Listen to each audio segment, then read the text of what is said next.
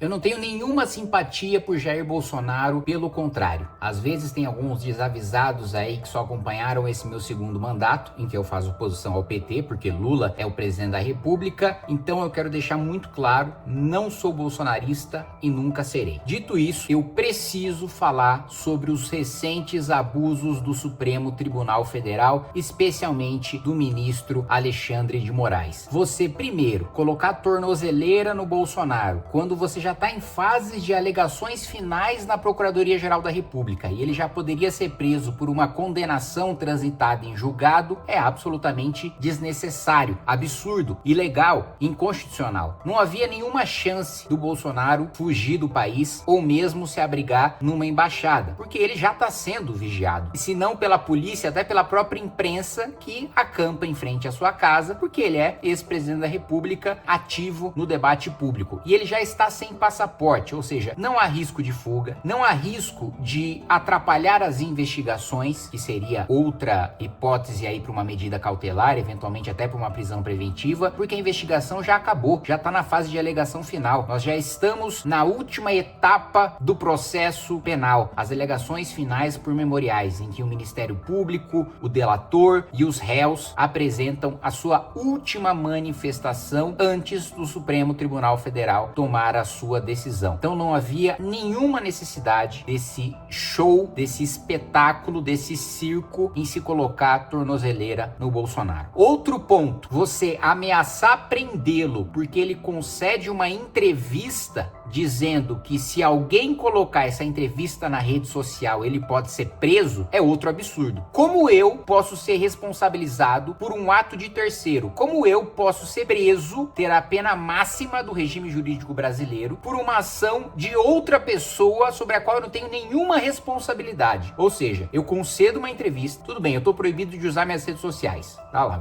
vamos conceder que tô proibido e que essa decisão, vamos fingir que essa decisão, de não utilizar redes sociais foi uma decisão legal e constitucional, que não foi, mas vamos fingir que tenha sido. Aí eu concedo uma entrevista, Aí tá lá, quando você concede uma entrevista coletiva, todos os veículos, e você não tem controle dos veículos que estão fazendo a cobertura daquela sua entrevista coletiva, porque pelo próprio nome ela é coletiva, tem vários entrevistadores. Aí vamos supor, que eu concedo uma entrevista para a Folha de São Paulo e a Folha de São Paulo publica nas suas redes sociais, como faz com toda entrevista praticamente, publica divulgando essa entrevista nas suas redes sociais. Eu sou preso preventivamente por descumprir ordem judicial porque um terceiro publicou nas redes sociais sem que haja nenhuma comprovação de que esse terceiro agiu junto comigo, ou alguém acha que a Folha de São Paulo tá coordenando com o Bolsonaro antes de lançar no seu Twitter uma matéria. O Estadão tá conversando com o Bolsonaro e sendo um proxy, um braço do Bolsonaro, um instrumento do Bolsonaro quando lança uma entrevista dele na rede social. O Metrópolis, a Globo, ridículo. Não à toa, foi uma das primeiras vezes em que Alexandre de Moraes voltou atrás, porque até a Globo colocou isso como, a Globo, que é assessoria de imprensa do Supremo e do Palácio do Planalto, colocou isso como um abuso, inclusive contra a liberdade de imprensa, não apenas contra a liberdade individual do Bolsonaro de conceder entrevistas, como liberdade de imprensa. Vamos falar sobre esse caso e também sobre o caso da proibição e manifestação na Praça dos Três Poderes, com a expulsão do Hélio Bolsonaro, Hélio Negão, Hélio Lopes, do seu mini acampamento ali, da sua barraquinha em frente ao Supremo Tribunal Federal. Depois que você se inscrever no canal, clicar no sininho para receber as notificações e deixar o seu like. Vamos lá, não é porque está acontecendo contra um adversário político, até mesmo um inimigo político meu, que é o Bolsonaro, que eu vou defender abuso. Mesmo porque esse abuso amanhã, sem dúvida nenhuma, pode se voltar contra mim. Aliás, pode se voltar no futuro, talvez daqui a 10 anos, 15 anos, contra a própria esquerda. A esquerda acha que vai ter maioria para sempre no Supremo Tribunal Federal. A esquerda se esquece que lá atrás ela própria criticou o Supremo no mensalão e na Lava Jato, enquanto ainda o Supremo dava maioria para confirmar as condenações. Ou seja, não é sempre que o Supremo Tribunal Federal garante maioria para o PT, não é sempre, eu estou dizendo na história, para o PT, para a esquerda. Amanhã nós podemos ter uma maioria de ministros do Supremo de direita. E vamos supor que esses ministros decidam perseguir e atropelar o devido processo legal, como está acontecendo agora contra Bolsonaro, contra um esquerdista. Eles vão falar o quê? Se exatamente a mesma coisa está acontecendo agora, agora e eles estão defendendo, no futuro, se acontecer com eles, uma hipótese, eles vão falar o quê? Vão ter que aceitar caladinhos, porque se aceitaram contra os seus adversários, depois não tem moral nenhuma para falar quando o abuso acontecer contra eles. Então não é porque é contra Bolsonaro, e assim, quem não sabe o que eu penso sobre Bolsonaro, pesquise meus discursos e vídeos passados, que eu vou defender abuso. Já começa com uma mudança, né, na própria jurisprudência, no próprio entendimento do Supremo Tribunal Federal. O Supremo Tribunal Federal tinha restringido o foro privilegiado para dizer que o foro privilegiado só é aplicado, primeiro, mesmo quando você está no mandato, você não tem foro caso o crime não tenha sido cometido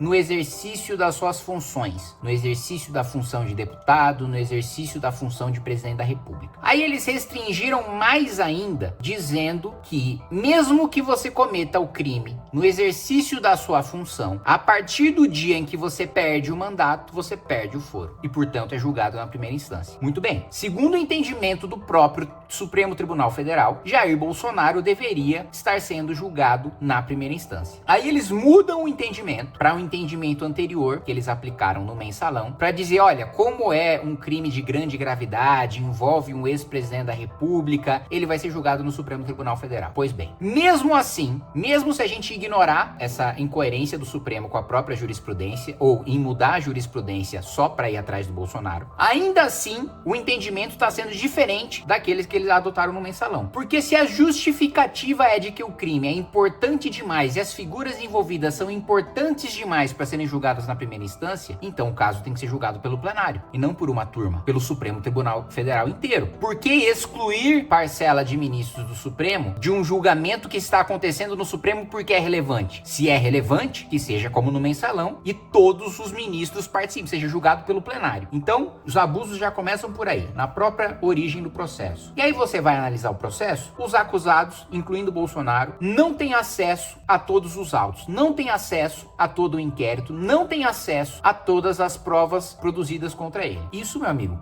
eu não sou nenhum criminalista, mas é caso de nulidade do julgamento, da completa invalidade de todos os atos desse julgamento, porque não há processo penal sem ampla defesa e contraditório, sem que a defesa tenha acesso a tudo o que foi produzido contra o acusado para exercer o seu direito de contraditar tudo aquilo que foi dito contra o acusado. Aí você tem essa palhaçada da medida cautelar contra o Bolsonaro. O processo já tá no fim, ele já tá sem passaporte. Por que colocar tornozeleira? Pra quê? É assim, é claramente um capricho do Alexandre de Moraes em querer demonstrar força em resposta ao Trump. Mas não cabe, não é papel de ministro da Suprema Corte se envolver em atritos, né, ou relações internacionais. Quem tem que resolver o problema com o Trump é o Lula, não é Alexandre de Moraes. Posso odiar o Lula, posso não ter votado no Lula, posso defender o impeachment dele, posso ser um deputado de oposição até a alma, mas ele é o presidente da República, quem resolve o problema diplomático é ele. Eu sei que ele não vai resolver nada, mas é o papel dele. Jurídico é o papel dele, não do Alexandre de Moraes. Aí, nós temos também a bizarrice recente do deputado federal, posso discordar dele, mas ele é deputado federal, foi eleito, o Hélio Lopes. O Hélio Lopes decide fazer um protesto pacífico em frente ao Supremo Tribunal Federal, colocando sua barraquinha lá. Eu fiquei acampado 27 dias em frente ao Congresso Nacional, em área de segurança nacional, para protestar pelo impeachment da Dilma. Naquela época, o Supremo Tribunal Federal não falou nada. O Supremo Tribunal Federal deixou, como deveria deixar sempre, segundo a própria jurisprudência, manifestações pacíficas acontecerem na esplanada, né, na Praça dos Três Poderes. Um deputado federal, na época não era deputado federal, era um mero militante, tinha 19, 20 anos de idade. Um deputado federal eleito não pode fazer uma manifestação pacífica e silenciosa em frente ao Supremo Tribunal Federal. Uma democracia pressupõe que decisões judiciais, administrativas, políticas, legislativas, todas possam ser questionadas. Todas possam ser alvo de protesto. Ainda mais por um deputado federal que é eleito para isso, que possui um status legal e constitucional de representar o seu eleitor, porque o eleitor não tem tempo de ficar indo toda hora para Brasília ficar protestando contra abuso. O deputado federal é eleito para isso. Não satisfeitos em mandar tirar o Hélio, e ainda vai o próprio governador cumprir a ordem do Supremo. Você vê o nível de sujeição, de submissão. O governador com tanto medo, porque vamos supor que o governador manda a polícia militar lá tirar o Hélio não quer sair, a polícia não consegue tirar ele. Vamos supor que uma multidão se juntasse e não deixasse tirar o Hélio de lá. Por que o governador foi lá pessoalmente? Isso é medo de ele mandar a polícia não conseguir cumprir a ordem, e depois o ministro Alexandre de Moraes mandar prender ele. Como como afastou ilegalmente o governador do Distrito Federal. Não tenho nada a favor nem nada contra o governador do Distrito Federal, nem conheço. Mas ele, no processo do 8 de janeiro, vamos nos lembrar, ele foi afastado do cargo por uma decisão monocrática do Supremo Tribunal Federal. Gente, quem afasta governador é o Superior Tribunal de Justiça e a Assembleia Legislativa. E é por decisão colegiada. Não tem decisão monocrática de ministro afastando governador de estado e de distrito. Isso não existe. Ele foi afastado e aí o medo dele ter que ir lá pessoalmente cumprir uma medida do ministro Alexandre de Moraes, que não só mandou tirar o Hélio, proibiu manifestações na Praça dos Três Poderes. Gente, primeiro, a esquerda tá aplaudindo, né? Mas quem mais se manifesta na Praça dos Três Poderes é a esquerda. Eu tô lá, toda semana tem sindicato, tem CUT, tem UNE, tem MST, tem tribo indígena, toda semana tem. Aí agora eles vão aplaudir, proibir. Gente, olha a gravidade dessa decisão. Proibir manifestações na Praça dos Três Poderes, impedir numa democracia que a população se manifeste, mostre a sua indignação no núcleo, no centro do poder. Isso me lembra até uma piada que o Ronald Reagan contava, né? Ele dizia que um americano estava conversando com um soviético e aí o americano falava: olha, no meu país eu posso colocar uma caixa em frente à Casa Branca, subir nessa caixa e falar fora Ronald Reagan. Você pode fazer a mesma coisa? Aí o soviético disse: posso. Eu posso chegar lá no Kremlin, colocar uma caixa, subir na caixa e falar fora Ronald Reagan. Assim, é uma piada para ilustrar o autoritarismo de não se poder protestar contra a autoridade máxima ou outras autoridades do seu país, que é coisa de ditadura. Para se proteger a democracia, numa democracia, utilizam-se instrumentos democráticos. Sob a justificativa de se combater uma ditadura, numa democracia não se implementa outra ou não se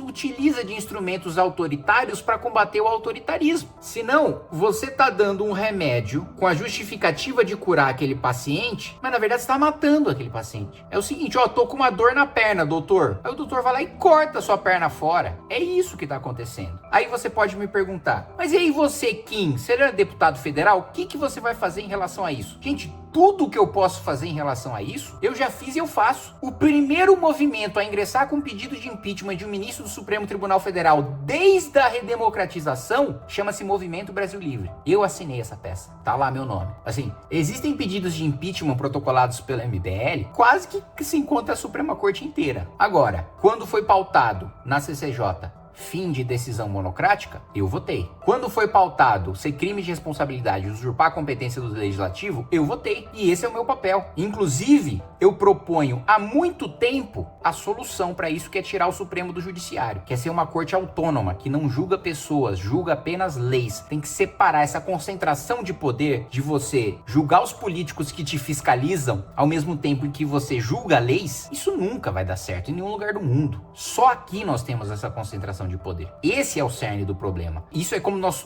solucionamos estruturalmente o problema. Independentemente de quem esteja no poder, independentemente da composição da Suprema Corte, é assim que se soluciona o problema. Agora, isso não resolve no curto prazo, isso é uma medida de longo prazo, que envolve uma reforma constitucional. No curto prazo, quem é responsável por tomar uma atitude em relação ao Supremo Tribunal Federal? O Senado. Eu não tenho o poder de abrir CPI contra ministro do Supremo. Eu não tenho o poder de iniciar processo de impeachment contra ministro do Supremo. Quem você votou para senador? Eu não tenho nem idade para ser senador, não posso nem me candidatar. Quem você votou para ser senador? Em quem o seu senador votou para presidente do Senado? Porque os senadores bolsonaristas votaram um sujeito chamado Davi Alcolumbre. Você que nem é deputado, você que não é senador, você tinha alguma expectativa de que Davi Alcolumbre responsabilizasse algum ministro do Supremo Tribunal Federal? Não, né? Você pode ser um cidadão comum, cuja vida não é a política, como é o meu caso, o caso dos congressistas, de senadores e deputados, mas você sabe dessa obviedade, né? Você acha que o seu senador não sabia disso? O seu senador de direita não sabia disso na hora de votar no Davi Alcolumbre?